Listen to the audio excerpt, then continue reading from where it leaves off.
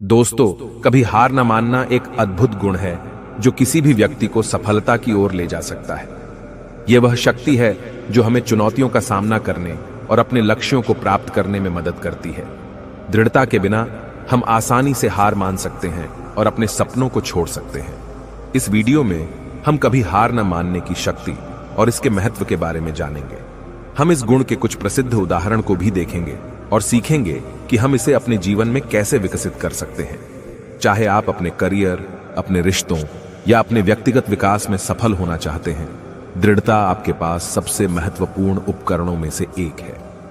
यह वीडियो आपको वह प्रेरणा देगा जो आपको आगे बढ़ने और अपने लक्ष्यों को प्राप्त करने के लिए आवश्यक है। तो आइए इसे आज की बौद्ध कहानी के माध्यम से समझते हैं कि दृढ़ता क्या है और यह हमारे जीवन में कैसे परिवर्तन ला सकती है। एक बार एक बहुत ही दुखी व्यक्ति एक महात्मा के पास आकर कहता है, मैं अपने जीवन से बहुत दुखी हूं। मैं अपने बीवी बच्चों और अपने परिवार को भी खुश नहीं रख सकता। मैं अपने लिए भी कुछ नहीं कर पा रहा। कभी कभी तो मुझे अपनी जिंदगी को खत्म कर देने के भी ख्याल आते हैं। आप इतनी साधनाएं करते हैं, इतनी तपस्या करते हैं, क्या आप मुझे कोई ऐसा मार्ग बता सकते हैं जिससे मैं अपने बुरे वक्त से बाहर आ सकूं? मेरा बहुत बुरा समय चल रहा है। 2 वक्त की रोटी का इंतजाम करना भी मेरे लिए बहुत मुश्किल हो गया है। अब आप ही बताइए कि ऐसे वक्त में मैं जिंदा रहूं तो कैसे रहूं? कैसे अपने परिवार को खुश रखूं? कृपया करके कोई साधारण सा तरीका बताने की अनुकंपा करें ताकि मैं आसानी से समझ सकूं, क्योंकि मैं बहुत पढ़ा लिखा नहीं हूं। अगर आप बड़ी बड़ी ज्ञान की बातें करेंगे तो शायद मैं कभी समझ भी नहीं पाऊंगा। यह सुनकर महात्मा ने मुस्कुराते हुए कहा कि तुम एक काम कर सकते हो मेरा। उसने सामने की तरफ इशारा करते हुए कहा कि उस ऊंची पहाड़ी पर एक मंदिर है और उस मंदिर के पास चींटियों का एक घर है जहां पर हजारों चींटियां रहती हैं। तुम्हें सुनने में बड़ा अजीब लगेगा, लेकिन वह चींटियां उस मंदिर की जमीन को खराब कर देती हैं। उस मिट्टी की उपजाऊ शक्ति वह खत्म कर देती है, जिसके कारण वहां पर कोई भी पेड़ या कोई भी घास पनप नहीं पाती है। तुम मेरा एक काम करो, उसके बाद मैं तुम्हें तुम्हारे सवालों के जवाब दूंगा। तुम 7 दिन तक रोज उस पहाड़ी पर जाओ और उस चींटियों के घर को तहस नहस कर दो, उसको तोड़ दो। जब भी तुम्हें कोई चींटियों का घर दिखे मंदिर के आसपास, तो उसे वहीं पर तहस नहस कर देना। लेकिन याद रहे, घर को तोड़ने में कोई भी चींटी मरने नहीं चाहिए। इस बात को समझने का प्रयास करते हुए वह युवक वहां से चला गया। शायद उसको कुछ समझ में नहीं आया था कि महात्मा जी ऐसा क्यों करवा रहे हैं। वह तो उन चींटियों पर अन्याय कर रहे हैं, उनका घर तोड़वा रहे हैं, उन्हें नुकसान पहुंचा रहे हैं। आखिर कौन महात्मा ऐसा करेगा? लेकिन फिर भी उस महात्मा की बात मानते हुए वह अगले दिन से ही पहाड़ी पर जाना शुरू कर देता है। जब वह पहले दिन पहाड़ी पर पहुंचता है तो देखता है कि बहुत सारी चींटियां अपना खाना जुटाने में लगी हुई हैं। सारी चींटियां कतार से चल रही थीं और अनाज के छोटे छोटे कण उठाकर अपने घर में जमा करती जा रही थी। यह देखकर पहले तो उस युवक का मन कमजोर पड़ गया। उसने सोचा कि ये इतनी मेहनत करके अपना घर भर रही हैं और मैं इनके घर को तबाह कर दूंगा तो इनको कितना बुरा लगेगा। लेकिन फिर उसने उस महात्मा की बात याद करते हुए उस घर को तोड़ना शुरू कर दिया। जल्द ही चींटियों में हाहाकार मच गया। वह इधर उधर दौड़ने लगी। अभी तक जो कतार में चल रही थी, अब वह बिखर गई और इधर उधर अपनी जान बचाने के लिए भागने लगी। थोड़ी देर में घर टूट गया और सारी चींटियां इधर उधर छुपने के लिए भाग चुकी थीं। यह करने के बाद वह युवक दुखी मन से वापस अपने घर पर लौट आया। उसका मन परेशान था, दुखी था, पश्चाताप से भरा हुआ था। फिर उसने अपने बिस्तर में रात में लेटे लेटे ही सोचा कि अब तो उन चींटियों का घर तबाह हो चुका है। अब वहां वापस जाने से क्या प्रयोजन है? अब क्या फायदा होगा? क्योंकि चींटियों का घर तहस नहस करने के लिए महात्मा जी ने कहा था, जो मैं कर चुका हूं। लेकिन फिर कुछ सोचकर अगले दिन उसने फिर से जाने का निश्चय किया और अगले दिन सुबह सुबह उठकर वह वापस उसी पहाड़ी पर पहुंच जाता है। पहाड़ी पर पहुंचकर वह उसी जगह पर पहुंचता है जहां पिछली सुबह उसने उस घर को तहस नहस कर दिया था। लेकिन वह यह देखकर चौंक जाता है कि उन चींटियों ने फिर से अपना घर उसी जगह पर बना लिया था और अब वह फिर से अपने घर के लिए सामान इकट्ठा करने में जुटी हुई थी। उस आदमी को देखकर लगा कि यह चींटियां कितनी मूर्ख हैं। इनको पता है कि कल ही इनका घर इसी जगह पर तबाह किया गया है और उसी जगह पर उन्होंने अपना नया घर भी बना लिया। और यह सोचकर वह आदमी हंसने को हुआ। लेकिन फिर से महात्मा की बात याद करते हुए उसने उन चींटियों का घर फिर से तबाह करना शुरू कर दिया।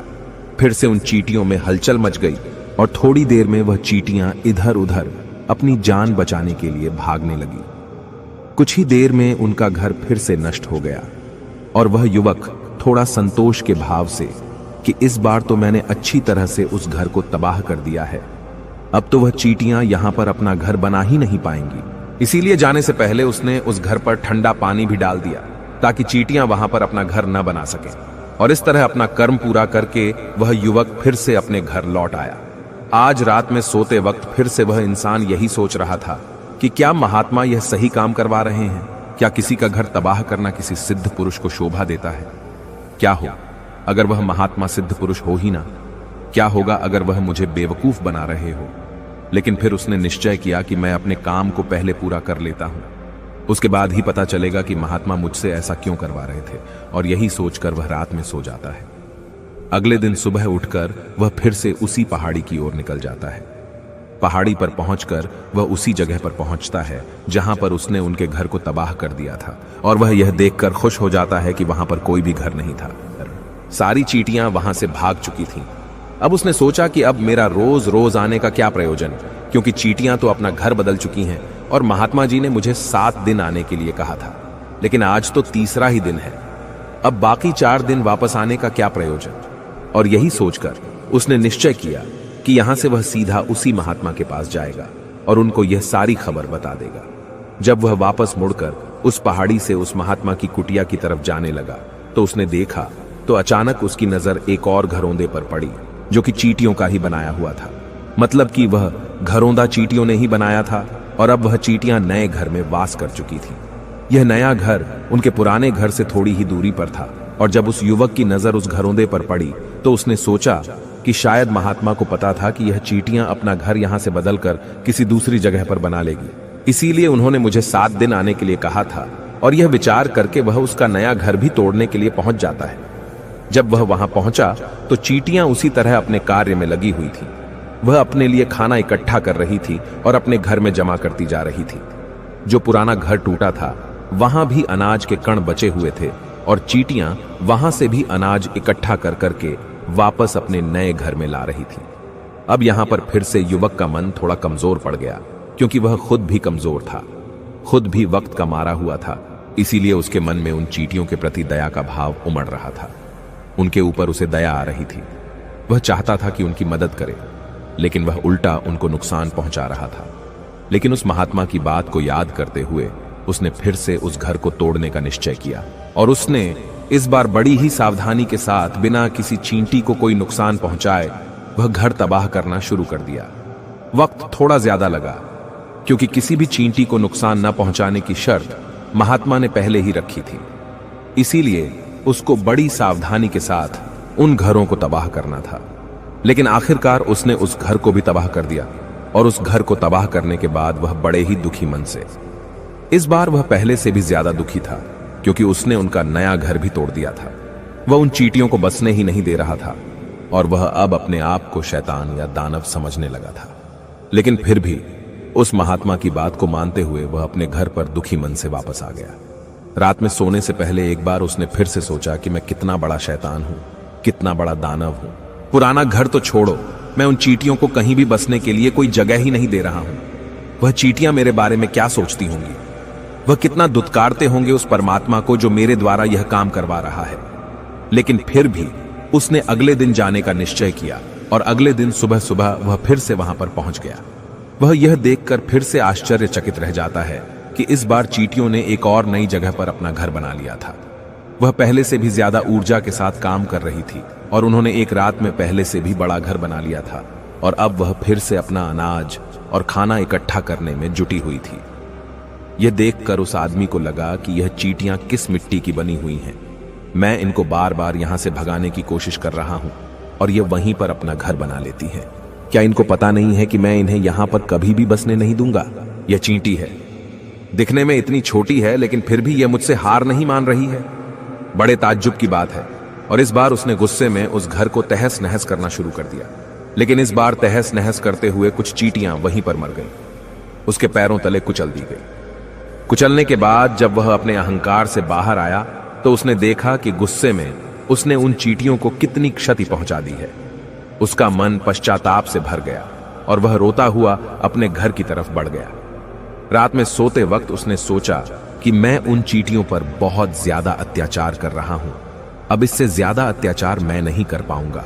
और यही सोचकर वह अगले दिन उन चींटियों के लिए अपने घर से थोड़ा आटा लेकर उसी पहाड़ी पर पहुंच जाता है।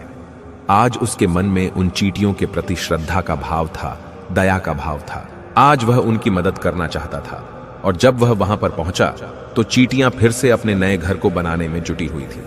उसने बड़ी ही दया के साथ उन चींटियों को अपना लाया हुआ आटा खिलाया और अगले 3 दिनों तक वह ऐसा ही करता रहा। जो इंसान पिछले 4 दिनों से चींटियों को नुकसान पहुंचा रहा था, अब वही इंसान उन्हें मदद कर रहा था। वह रोज सुबह जाता और उन चींटियों को अपने हाथों से आटा खिलाता। 7 दिन के बाद वह युवक उस महात्मा के पास पहुंचकर हाथ जोड़कर बोलता है कि हे महात्मा जी, मुझे माफ कर देना। मैंने उन चींटियों का घर तबाह करने के लिए बहुत कोशिश की। मैंने उनका घर तबाह किया भी। एक बार नहीं, 4 बार मैंने उनका घर तोड़ा। उसके बाद मैं हिम्मत नहीं कर पाया, उनके घर को नहीं तोड़ पाया। मैं समझ सकता हूं कि मैंने आपका काम पूरा नहीं किया और इसके बदले आप मुझे वह तरीके भी नहीं बताएंगे जो कि मुझे मेरे बुरे समय से बाहर निकाल सकते हैं। लेकिन मुझे इसका कोई दुख नहीं है। मुझे लगता है कि मैंने जो किया वह सही किया, इसीलिए मैं आपसे आज्ञा लेकर वापस जा रहा हूं। कृपया मुझे वापस अपने घर जाने की आज्ञा दीजिए। यह सुनकर उस महात्मा ने मुस्कुराते हुए कहा कि अरे बेटा, इतनी भी क्या जल्दी, रुको तो सही, जलपान तो कर लो, थोड़ी देर ठहर जाओ, उसके बाद चले जाना। और यह कहकर वह महात्मा उस युवक के लिए पानी लेकर आते हैं। पानी पिलाने के बाद महात्मा उस युवक से पूछते हैं कि तुम मुझे यह बताओ कि आखिर तुम उन चींटियों का घर तबाह क्यों नहीं कर सके। वह चींटियां तो छोटी छोटी हैं और तुम इतने विशाल हो, फिर भी तुम उन छोटी छोटी चींटियों का घर तबाह नहीं कर पाए। कहां है तुम्हारी शक्ति, तुम्हारा बाहुबल? इसका जवाब देते हुए उस युवक ने कहा कि हे गुरुवर, मैंने उन चींटियों का घर तबाह कर दिया था, बार बार किया था। एक बार तो अपने गुस्से में उन चींटियों को भी मैंने हानि पहुंचा दी थी। लेकिन जिस दिन मैंने उनको हानि पहुंचाई, उसी दिन मेरे को लगा कि मैं उनको क्यों हानि पहुंचा रहा हूं, क्यों इनको इतनी तकलीफ दे रहा हूं। और उसी दिन से मैंने उनको नुकसान पहुंचाने की बजाय उनकी सहायता करनी शुरू कर दी। यह सुनकर उस महात्मा ने कहा कि यही तो सीखने की बात है। एक छोटी सी चींटी हमें जीवन का संदेश दे जाती है। मैंने तुम्हें उन चींटियों का घर तबाह करने के लिए नहीं भेजा था, मैंने तुम्हें भेजा था ताकि तुम उन चींटियों से कुछ सीख ले सको। तुम्हें क्या सीख मिली उन चींटियों से, क्या मुझे बता सकते हो? यह सुनकर उस युवक ने पूरी कहानी बयां कर दी।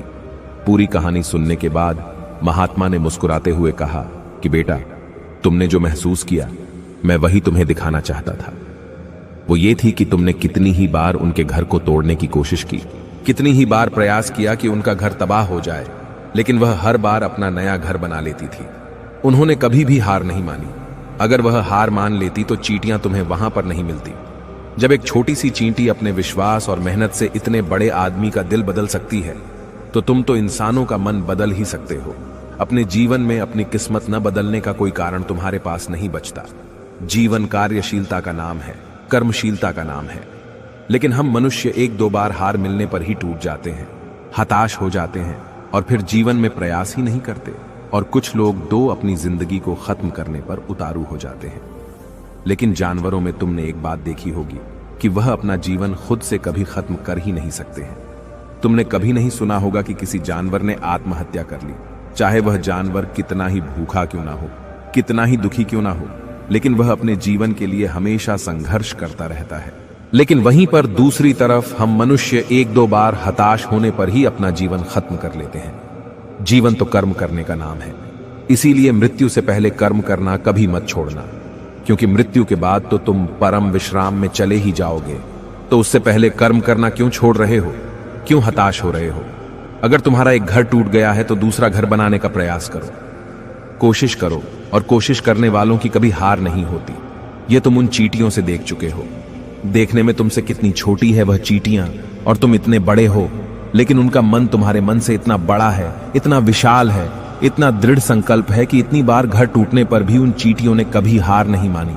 दूसरी सीख यहां से लेने की थी, वह यह थी कि जब भी हमारे ऊपर बुरा समय आता है, हमें लगता है कि यह समय कभी नहीं जाएगा, यह समय मेरे जीवन को बर्बाद कर देगा, मुझे कभी नहीं जीने देगा।